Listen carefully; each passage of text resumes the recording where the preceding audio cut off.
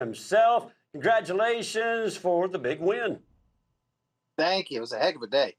Yeah, Way great. to get started, too. You know what I mean? Especially New Year, bouncing back, not making the finals. Good to just get a W. You know what I mean? Kind of get things going in the right direction. That's exactly what I was going to say. Great way to start off 2026. How much were you needing that confidence boost, Coleman? I mean, a lot. Yeah, it's great. It's always fun to win. I don't care if we're throwing dice. I don't care if we're playing tiddlywinks. It is fun to win, especially at a place like the Sandhills Open. It's so tough. And the youngsters nowadays, Tyler Tryon just out-headed everybody last night, all day yesterday. And so to keep up with the kids, and Jake and I, we're not normal partners, and his normal second partner wasn't supposed to be coming over here this week, so he called and asked me to rope. My second partner wasn't coming, so it was fun to, get to kind of reunite the fast lane team, if you will. It was fun to get to rope with Jake. Always fun to get to rope with Jake. And I told him it's so fun. I'm such a fan of him. We grew up together.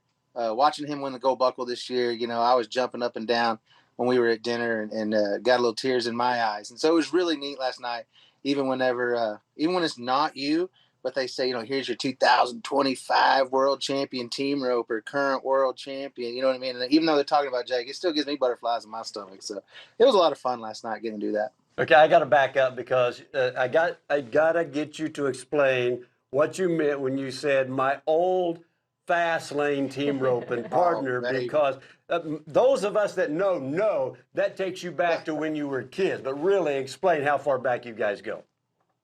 I mean, it should take us back to when we were kids, but we were actually headed to Denver one time and pulled over to rest area to rope our fast lane. So it did leak on in there to our late 20s. But, when we were kids, we started out, I guess I was probably 3 and he was 4. There's a pretty sweet video of us roping his homemade fast lane at the time.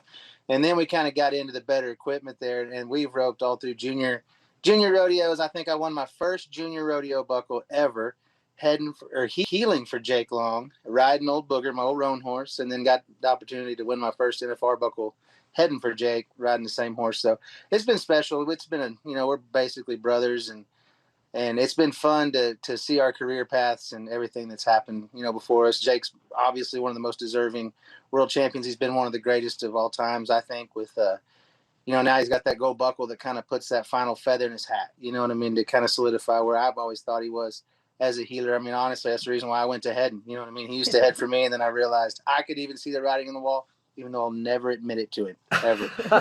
We'll keep that between us. That's our secret. Yeah, it's our secret. Absolutely. Yeah, and even before you guys got together, your dads roped together, so you guys got a lot of history.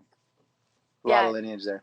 You've had the opportunity to rope with some pretty amazing team ropers throughout your career, not just at jackpots with your first and second partners, but throughout your rodeo career as well. How important is it to find that special connection in a roping partner?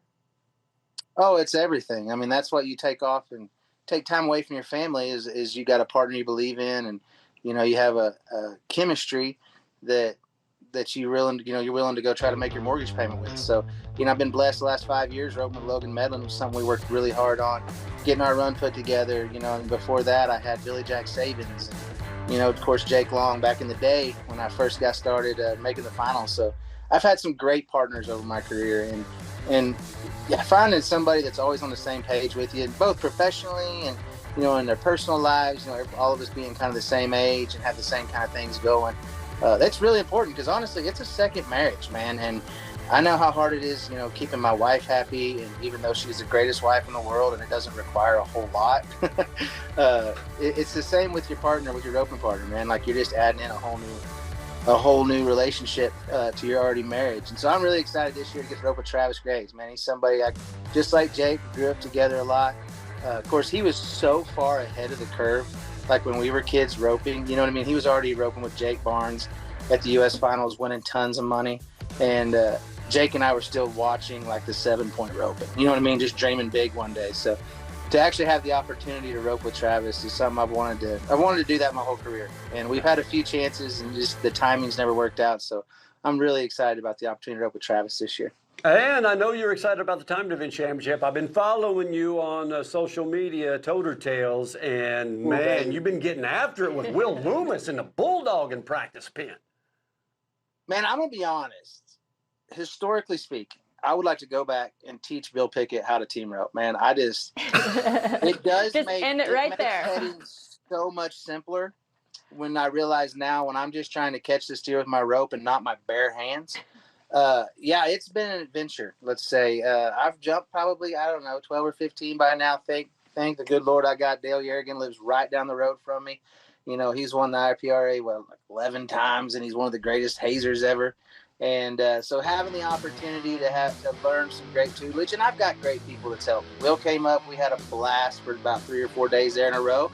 And something that I never considered, how little he probably rides every day, you know what I mean? And so I would be sore from Bulldog, and he was sore from riding and keeping up with me, but he did it. One day we started jumping steers at noon, and we then got to his tripping, and then we roped calves. I headed for him, and then he headed for me, and we did the full timed event. And we got done at 8:30 that night, and he said, I'm ready for bed. That's a long day at the factory, I'll say that. I mean, and we've been getting it on, baby. But that's where we punch our time clock to success. You know what I'm saying? We get in that factory and we grind. Well, he sent me the videos of his single steer roping, tying some down. He was pretty proud. They looked pretty good. I could tell it was you doing the coaching. I'm not going to lie to you now. He's an athlete. I mean, you've seen that, you know what I mean, for decades. But he handles the rope so good. And his understanding of it. And he's a real cowboy. I mean, he's been out there and he's had to catch them in the wild country. And, you know, I think the single steer roping is something that it takes a cowboy to do and understanding what the task is at hand. And he's done a great job of it, man. I'm excited to watch him. And he is a cat on his feet. I mean, for a big fella, you know how like a grizzly bear can run like 40 some miles an hour and you can't outrun? That's Will Loomis. I mean, he's a cat. Like he can flat get it. So I'm excited about it. I think this is I've always said I was going to enter when I was 40. People didn't really understand that, you know, why. I just didn't really want to jeopardize anything in my career earlier than this. And honestly, what better reason is there to get in shape at 40 years old than the timed event? You know what I mean? It could just carry on for the rest of your life. I think good habits should stick around like that. So, and thank you for taking the time to stick with us a little bit. Well, you know, and it's been fun, and it's been an adventure.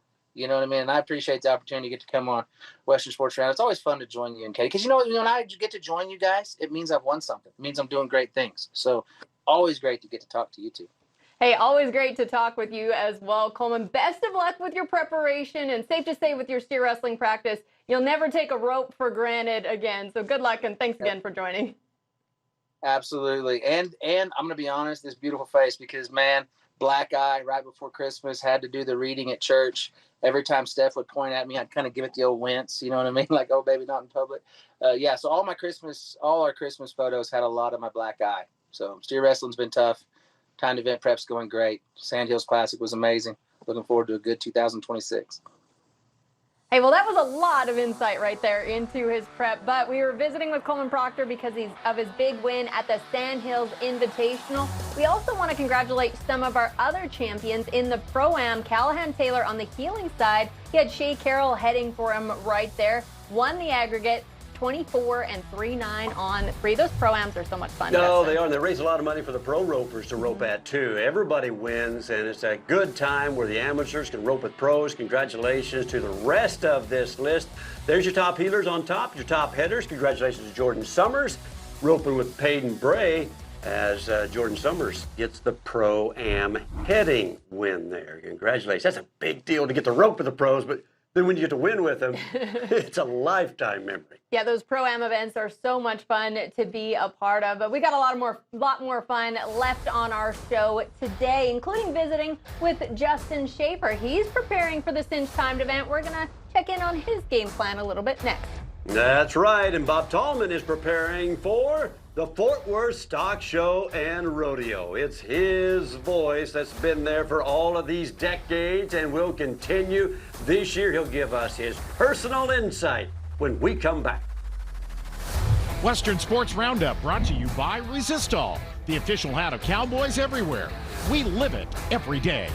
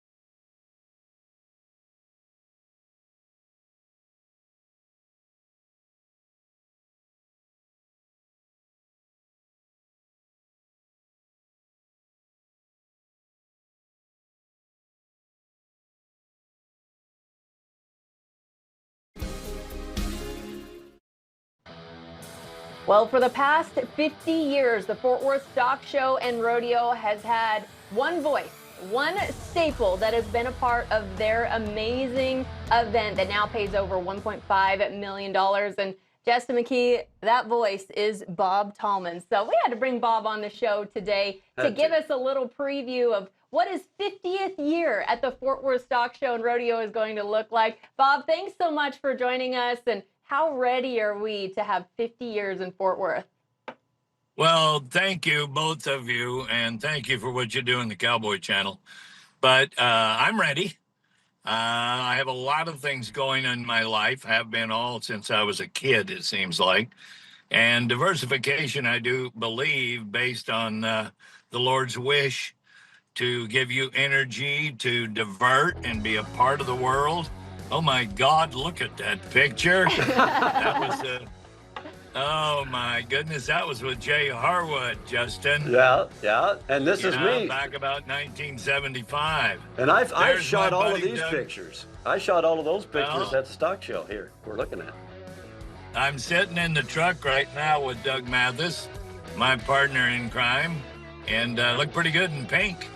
Yeah, 50 years, all right 50 years is a long time to be able to accomplish your dreams each and every day. And you need to understand that when Mr. Barnes and Mr. Bass and Matt Carter and Cal White all came together last spring and they said, Mr. Barnes is going to retire. And Brad and I have been there since he was a first-year volunteer 50 years ago. And I said, okay. And they have done something that has never been done before in the world, is they have offered me a severance package. I get a retirement package. God bless my hometown of Fort Worth, Texas. Think about this. Have you ever heard of that, Justin McKee? No, not in the announcing business. No, not when we're free agents. Well, Doug and I have talked about it, and he and I still work together and will keep working together. We go to the big Spring Ranch Rodeo at Abilene. We go to the NFR Open with Corey Wall.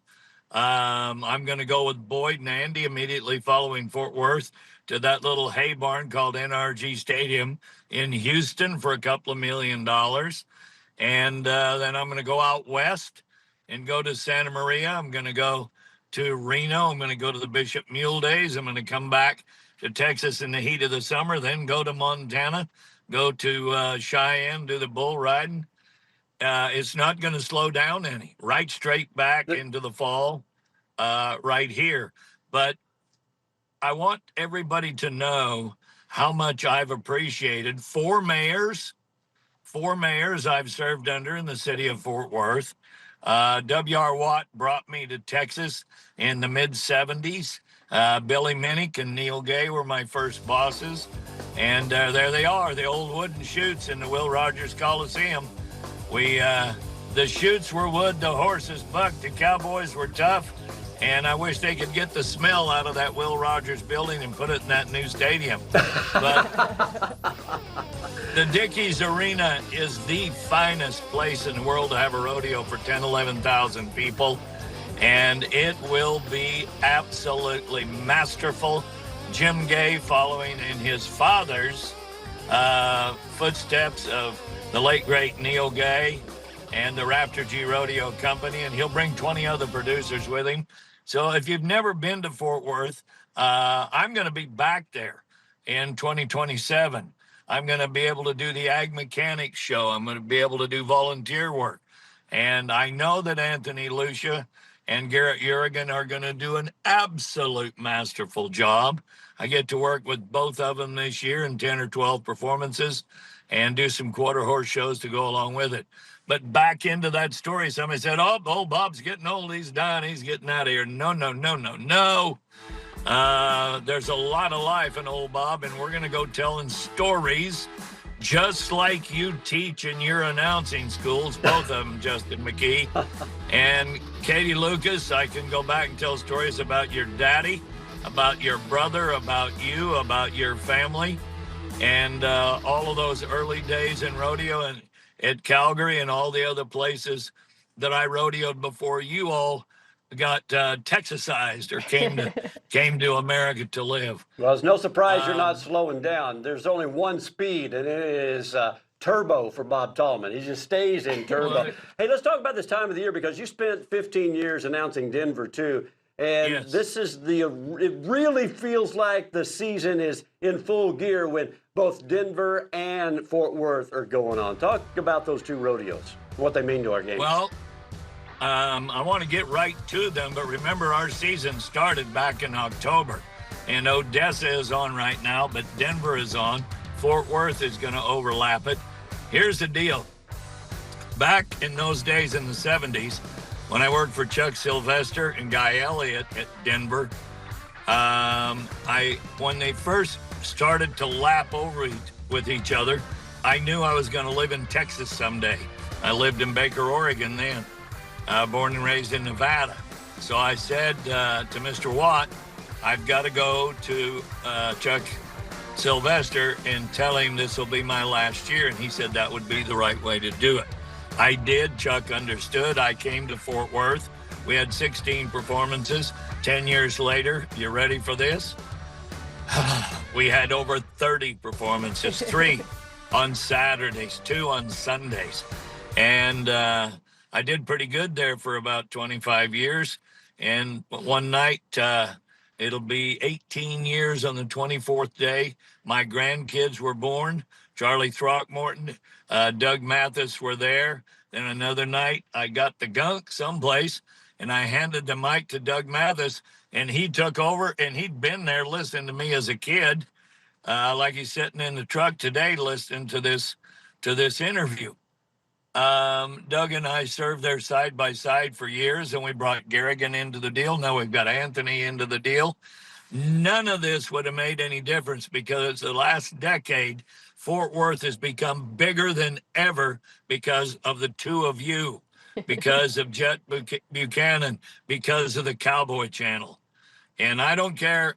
I still say rodeo doesn't pay enough money. Not for the Cowboys. It doesn't pay enough money for you and I, Justin. I don't know how much they pay the two of you, but I ought to be sharing my income with you, because the Cowboy Channel has made rodeo times 10 in a matter of just a year or two. You have become, what would I say, the satisfying grace for seniors to be able to watch it in North Dakota. Go back, watch it on the app, go back and watch a replay of it. They can watch Odessa finishing up. They can watch Denver. They can come to Fort Worth Friday night and watch what we do in the Ranch Rodeo. And there are people in Nebraska right now that are snowed in, people in North Dakota where it might be 10 below, people in Canada, Katie, that have become a part of the Cowboy Channel. So they have become a part of our rodeo industry. The Cowboy Nation. Yeah, it certainly is. Let's warm things up for those people, too. We're going to fast forward to the final day of the Fort Worth Stock Show and Rodeo. Describe the atmosphere of that day. It's intense. Well, for me, it's going to be a production meeting early in the morning, then another meeting. We might catch a sandwich, and then we're going to go buck 'em and buck 'em hard. And when it's all said and done, we'll have paid about $1,600,000. Denver and Fort Worth run simulcast right now with Colorado versus the world with the special events. We just saw Jerry Diaz in the Mexican rodeo. We will have had all of this behind us, the Cowboys of Color. And since a few years back, when we put together, of course, with the WPRA, barrel racing was here, but then the breakaway roping has come. That final night, it will not make a bit of difference to me until we buck the last bull, tell you who the average winner are, give them a bottle of Texas whiskey down below. And I want to be honest with you, and I've talked to Cal and to Matt and to anybody, including Mr. Bass. I don't need a fanfare. I am not quitting the industry, and I'm going to be here a year from now to be a volunteer and do other things and maybe some timed event things with the AQHA in the horse show world in the John Justin arena. And so I don't want a big fanfare. I don't I don't have anything to say except thank you to the mayors of this beautiful city. Thank you to the management and all of the years that I've been here. But who I really want to thank is Kristen, my wife, 57 years ago. Call Jeannie on this one, Justin. 57 years ago said, okay, you want to go be this rodeo guy? She gave up everything in the world, great college education. She's a mom. Now we're grandparents, and we have lived the life. But Texas changed our lives. Texas has changed rodeo. I was raised in, I love it, Winnemucca, Nevada, lived in California, lived in Baker City and Keating, Oregon. But when I came to Texas, the very first time I got off an airplane, I went back. I went to starching my Wrangler jeans. I went to shaping my hats a little bit different. And I went to thinking, this Texas thing might be okay. But it'll challenge your butt too. You don't get up in the morning in high gear, you'll never get to overdrive. And if you're going to come to Texas and be a part of our world, our life, our state, our history, and all of the rest of it, you better get up and overdrive in the morning and hang on. Bob, it's been a thank challenge. you for being my hero. I just love it. I wish we had more time, but you are the man, the voice, the man who changed the game in every which way. Well, it is a game, but we're the only sport worldwide that came from a lifestyle and an industry. That's why I'm a fan. When I'm not watching a cowboy channel, I watch RFD TV. You know why? It's my roots. It's about livestock. It's about agriculture. It's about my beef program with my Angus and Red Angus and Black Angus cattle. Justin, you and I are in the cow business together in a very special way. And RFD and the Cowboy Channel don't entertain me as much as they educate me. And Wayne Brooks and I were talking about this last night. I watch all the Cowboy Channel I can, especially during Fort Worth and in Houston. And then when we get out west in the summertime, because I want to know what they just did 2 days ago, 2 hours ago, or 2 weeks ago. And the archived information plus footage and delivery that you all put out, that Jet Buchanan's going to keep shoving through the electronic airwaves. Thank God. And I met Patrick Gotch in 1982. And he tried to get me to go to work for the for the network then, which was RFD TV. Oh no, I'm going to be a rodeo announcer. I got this big career. I can't go do that stuff. I'm not big on being on camera, being heard if I have something of responsibility to say. Thank you for giving me the accolades, but God bless you all. Just remember, it's Jesus first, and everything after that falls into place. And thank you to the legend, Bob Tallman, for joining us. We've got a lot more show to come here on Western Sports Roundup. We're going to head into the futurity world next. We've got a great interview coming your way with a lady that has had a lot of success.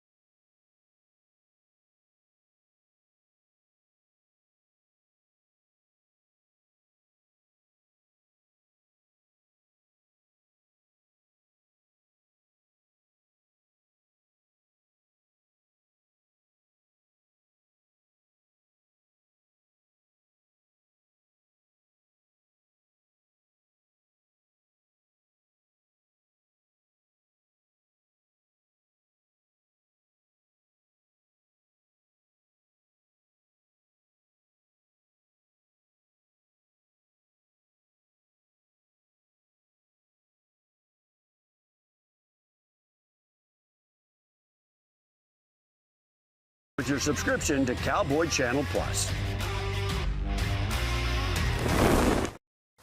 Welcome back into our Cowgirl Channel studios. I'm Katie Lucas here with Justin McKee. And Justin, over the last couple weekends, the futurity barrel racers have been very busy in Arizona. And there's one woman right now that we want to bring onto the show that has been winning over those past couple weekends. Laura Nichols joins us now. Laura, congrats on the $10,000 2 weekends of competition.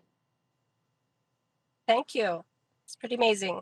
Well, let's get right into the story about this horse. It's amazing. You called the horse Buddy, right? That's the barn name? Yes. Well, I know he had an incredible futurity year last year. Let's talk about the breeding behind Buddy and this futurity year before we get into this big win over the weekend. Okay. Buddy came from ANC Racing and Roping, the Richards out of Roosevelt, Utah. And he's by winner's version out of a Brookstone Bay mare. So he's all racehorse, but it is a horse race out there. So, but he's just amazing. He's so kind and honest and just, he's an amazing horse. And you told us he's been amazing for a long time now, won nearly $300,000 in his futurity year. What made him so strong so quickly? He just loves his job and he's so consistent, so honest. I mean, he just goes out there and pretty much makes the same run every time. He is super, super tough to beat in the average. He just goes in same trip every time. Let's talk about Buckeye, Arizona, the Equestrian Center. It's a spectacular place to be in January. You told us that you make your home up in Wyoming during the rest of the year. That is the perfect combination if you're in the horse business like yourself. Yes, it's beautiful here in the winters and there in the summers. How has heading to Arizona in the winter helped you up your game when it comes to training these horses? Obviously, it's hard to get out and ride every day in Wyoming, but it's a lot more fun in Arizona.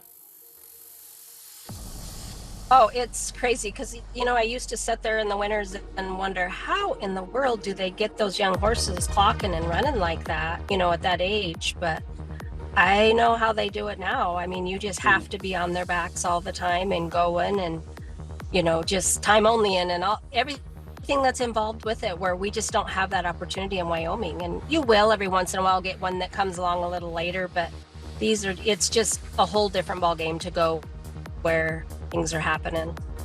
In terms of your futurity and derby career right now, this is a whole new season in life for you, particularly pertaining to your family. Kind of give the folks that are watching here on the Cowboy Channel an idea of how you've progressed and then had to slow down and to get to this point.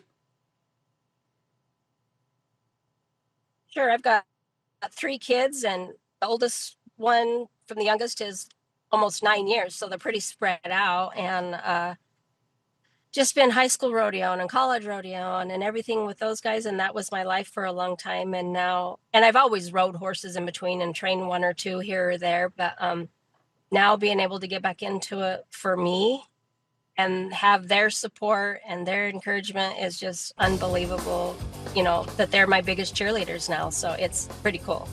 When you think about the game that is barrel racing, how much has it changed from your previous career, and then you went and had and raised a wonderful family, and now you're back at it? What kind of changes are you seeing?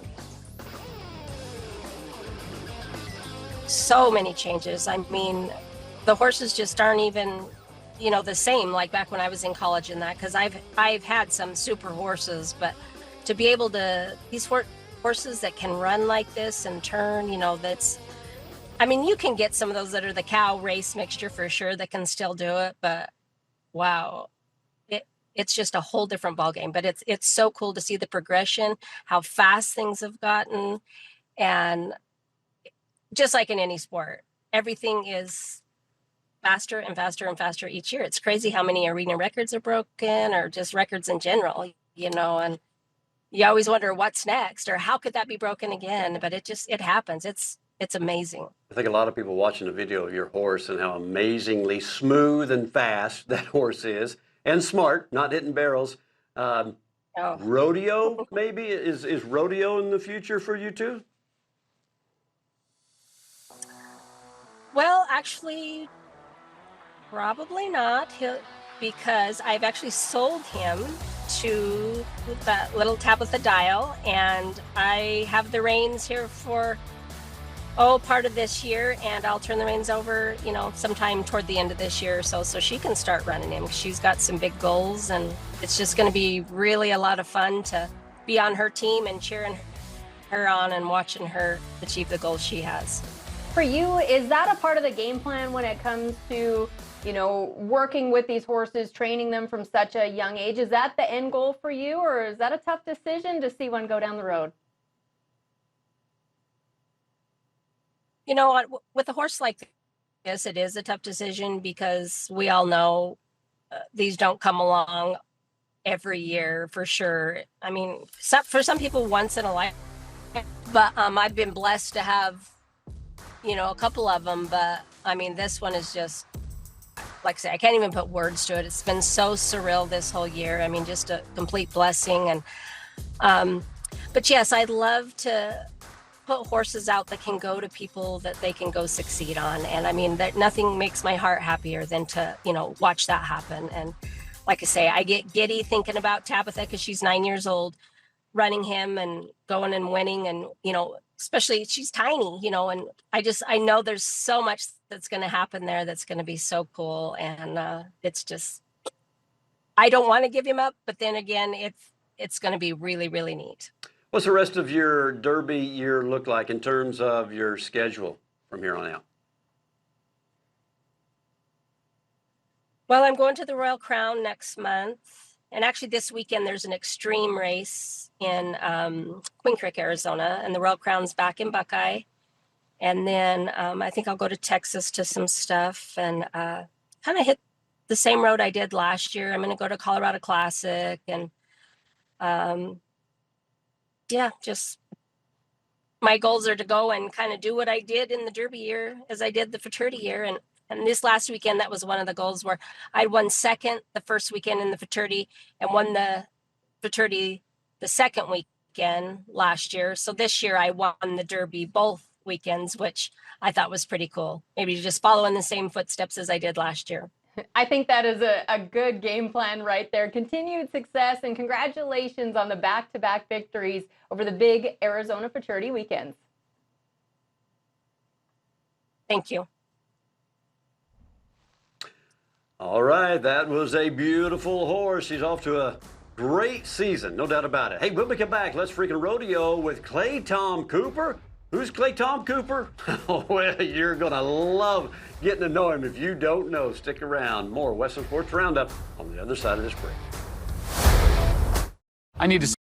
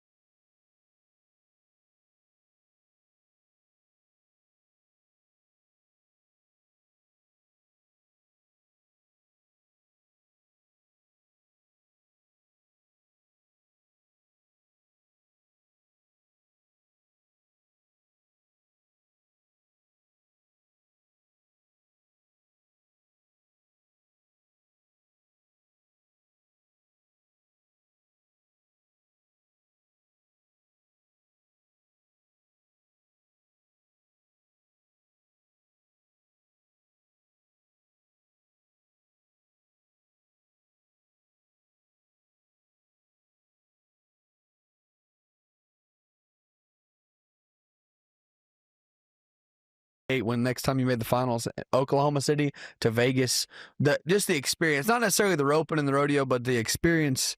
Oklahoma City was hands down. I mean, the ropers stayed right there at Sheridan, right next door to the Myriad. You walk underneath the ground. You don't have to see the sun for 10 days. Really? Yeah. Horses are right there. Yeah. Spoiled you. Didn't have to go do no autographs. Nope. West maybe if you want. At Vegas, even in the 80s, you had to go do autographs? At Oklahoma City in 84, yeah. But I'm saying, when you went to Vegas, already in the 80s, you already had to do autographs? It was volunteer. Oh.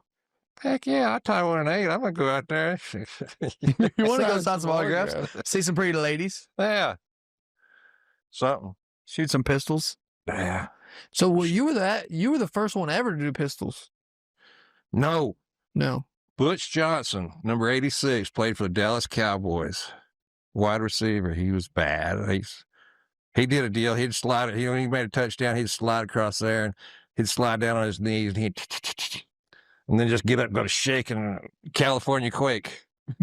Google it. He was bad.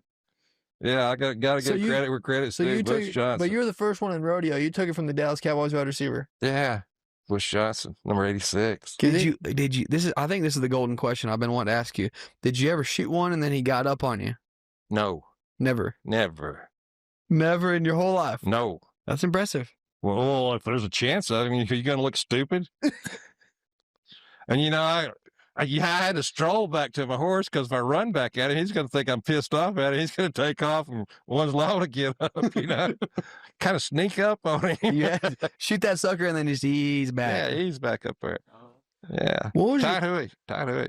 You know the deal. I mean, okay, like your brother, like in the, what was it, 5th or 6th round, went away down there in 7-2, 7-3?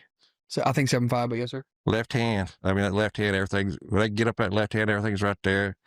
That's just, when that happens, you're there. It's a flow. You know the deal. You get around there, you tie him. That hooey's tight when you walk away from him. You know there ain't no doubt. Same with you on your last one. The buzzer to get him, boy. Tight. Yeah. I mean, they're going to need a hacksaw to come in time with. Yes, sir.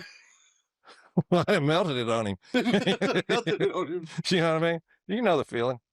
So I guess you watched then. You paid attention to the NFR and stuff. Do you watch throughout the year or just the finals? Or I watch a lot. You do? Yeah. It's crazy how far it's came with the Cowboy Channel. Like, you can watch every freaking rodeo now. Yeah. I mean, it's a good thing they didn't have that when I was rodeoing.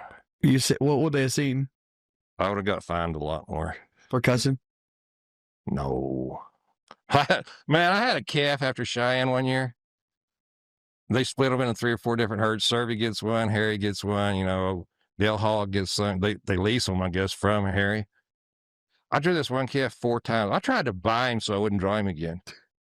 But yeah, Harry, man, just sell him to me. I mean, Dale Hall had him, but I called Harry on the phone. I said, man, just sell him to me. He said, wow, I'm tired of drawing him.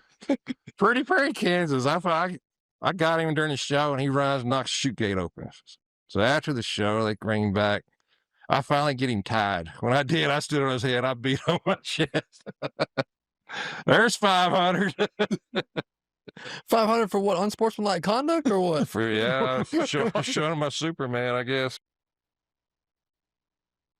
Way how things have changed in the world of rodeo, but that's why it's so important to keep these stories alive. Big thank you to Cole and Ty Harris, the Let's Freakin' Rodeo crew. We've got another episode dropping every single week. Coming up this week, JB Mooney. That's coming Thursday at 5 p.m. Eastern. Got a big headline of brewing here at the Cowboy Channel. Justin Shaffer, 2 times to the national finals in steer wrestling. Could he be a contender for next year's World All-Around Championship? Find out what we're talking about when we come back to Western Sports Roundup.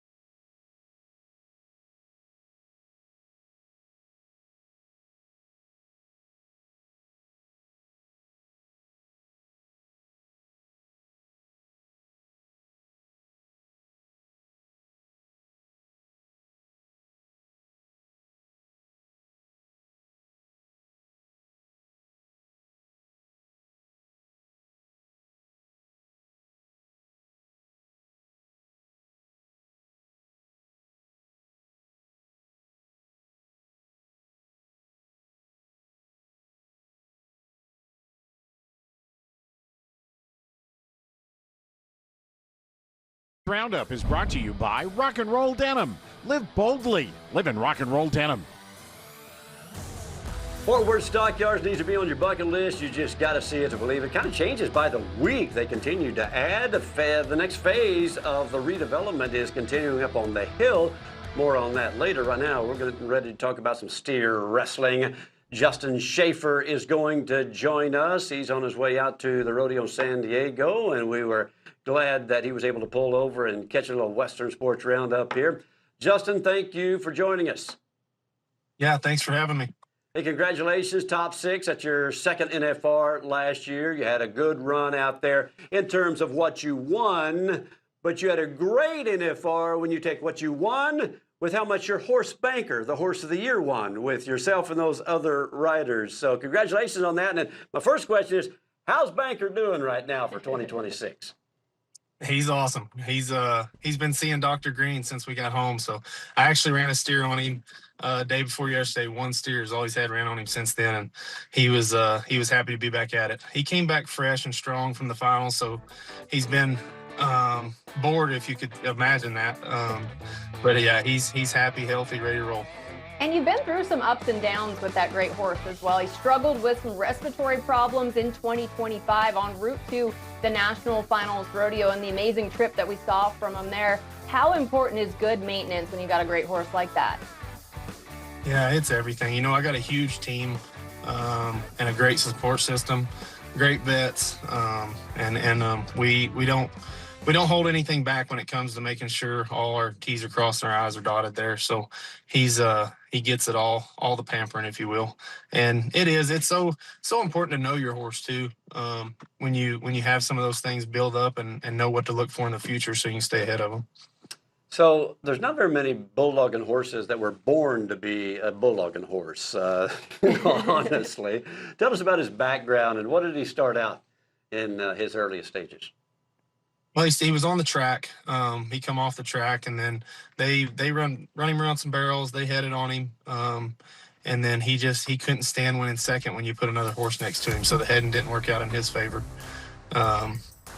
I tried to actually haze on the horse. I think that story's been told, but we tried to haze on him, and that staying beside one long enough for the other horse to get there wasn't his thing either. So we moved him over, and now it found what he loved in life. So. Yeah, he knew he wanted to be number 1, and that's exactly why he's the 2025 Steer Wrestling Horse of the Year. But he crossed another huge milestone in 2025 as well. He's now got over $1 million in career earnings. When you think about the 11-year-old gelding, how proud does that make you? Oh, it's amazing. It's special for me and my family, you know, for one, to be able to own an animal like that and be a part of it. And then a testament to what rodeo's growing and what it's becoming, because in his short career, to be able to win that much is amazing.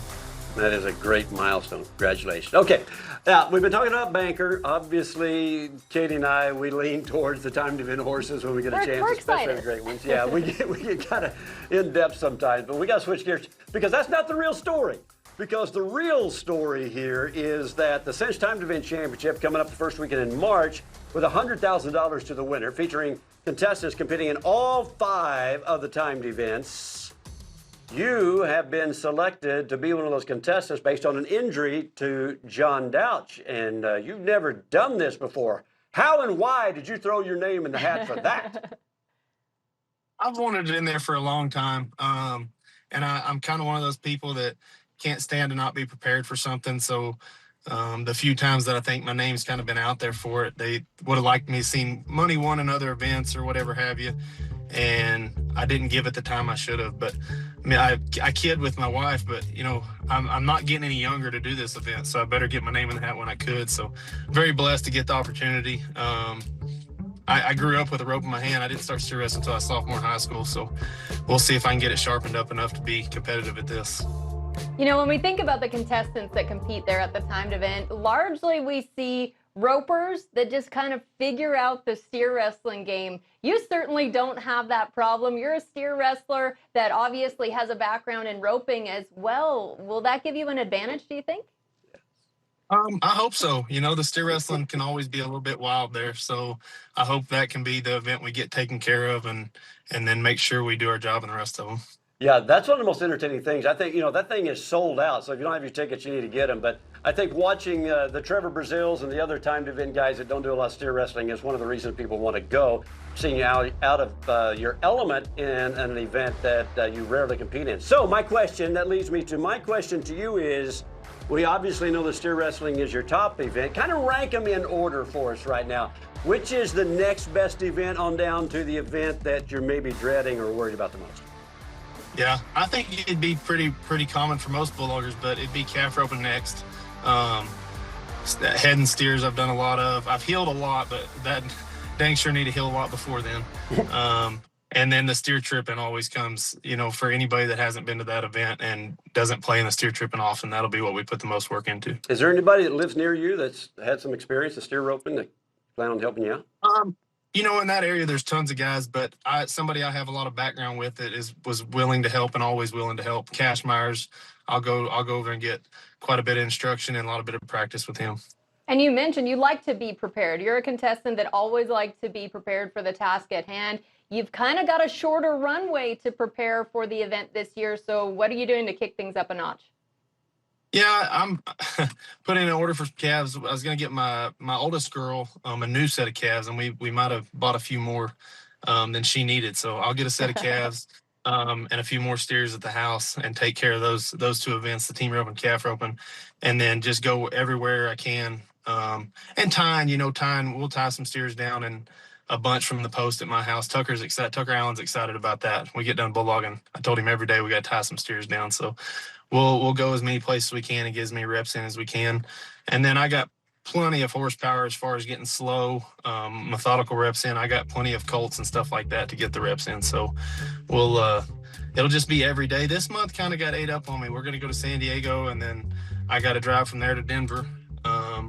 So it'll be pretty much a month to get ready. I'll get back and get ready in February. Have you thought about your team roping partners yet? And if you have picked one, will you let us know maybe who they are? I don't have help yet. I got some things out there, waiting on some answers back. I got most of, for the most part on horses I'm going to ride. I think I got that lined out. Not quite the tripping yet, but Blaine Cox and me go way back. He said he's got plenty and got one he thinks he'll fit. And then actually Wesley Thorpe was at the house the other day bulldogging, and when I got the call and I told him I would haze for him if he would mount me on a heel horse. So sounds like I got a heel horse lined out. And then we've helped Colton a little bit. Me and Colton are pretty good buddies, Colton Smith. And because he's not going, he said he's more than welcome to come to the house and rope any day. So those guys, the team ropers always have plenty of horses, so be good. All right. Well, looking forward to that. Congratulations. That is quite a test of a real cowboy, and we're looking forward to watching you there, and thanks for joining us. Thank you, guys. The plan is all coming together for that cowboy right there. Coming up next on Western Sports Roundup, we'll wrap things up with our Veteran Top 3.